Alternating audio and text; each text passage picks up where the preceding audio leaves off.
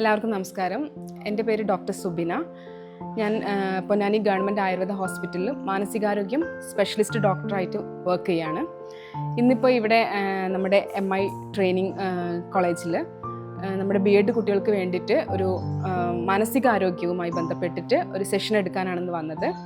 നമ്മളിപ്പോൾ മാർച്ച് 8 വനിതാ ദിനം ആഘോഷിച്ചു. അപ്പം അതിൻ്റെ ഭാഗമായിട്ടാണ് ഇങ്ങനെ ഇവിടെ ഒരു പ്രോഗ്രാം സംഘടിപ്പിച്ചത് ഉണ്ടായിരുന്നത്. അപ്പോൾ ഇവിടെ വന്നപ്പോൾ ആക്ച്വലി എല്ലാ സ്ഥലത്തും ക്ലാസ് എടുക്കുന്ന പോലെയല്ല. ഇവിടുത്തെ കുട്ടികൾ എന്ന് പറയുമ്പം അവരാണ് വരും തലമുറയ്ക്ക് ടീച്ചിങ് ആയിട്ടുള്ള കുട്ടികളാണ്. അപ്പം വരും തലമുറയ്ക്ക് പുതിയ ഒരു ഭാവി നിർണ്ണയിക്കേണ്ട ഒരു അവിഭാജ്യ ഘടകമായിട്ടുള്ള ആൾക്കാരാണ് നമ്മുടെ മുന്നിൽ ഉണ്ടായിരുന്നത്. അപ്പം അവരോട് സംവദിക്കുക എന്ന് പറയുമ്പം കുറച്ചും കൂടി നമ്മുടെ ഒരു റെസ്പോൺസിബിലിറ്റി കൂടിയ പോലെയാണ് എനിക്ക് ഫീൽ ചെയ്തത്.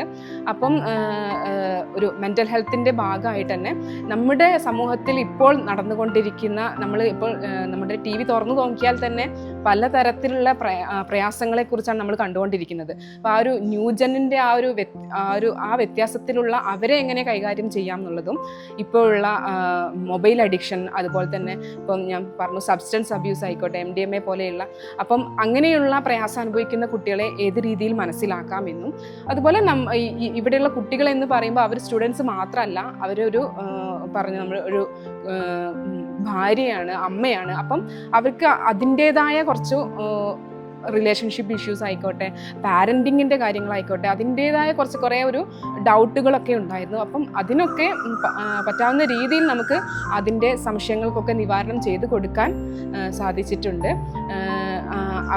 പിന്നെ നമ്മൾ ഏറ്റവും കൂടുതൽ പറയുന്നൊരു കാര്യമാണ് നമ്മൾ മറ്റുള്ളവരെ മനസ്സിലാക്കുക. അവർക്ക് വേണ്ടി ജസ്റ്റ് ഒന്ന് ലിസൺ ചെയ്താൽ മതിയാവും ചില ആൾക്കാർക്ക്. അല്ലെങ്കിൽ ഒന്ന് തട്ടി ഞാനുണ്ട് കൂടെ എന്ന് പറഞ്ഞാൽ തീരാവുന്ന പ്രശ്നങ്ങളുള്ള ഒരുപാട് കാര്യങ്ങൾ നമ്മൾ കാണുന്നുണ്ട്. അപ്പം അതൊക്കെ അവരെ ഒന്ന് അവെയർ ആക്കുവാനും സാധിച്ചു എന്നാണ് എനിക്ക് തോന്നുന്നത്. Thank you.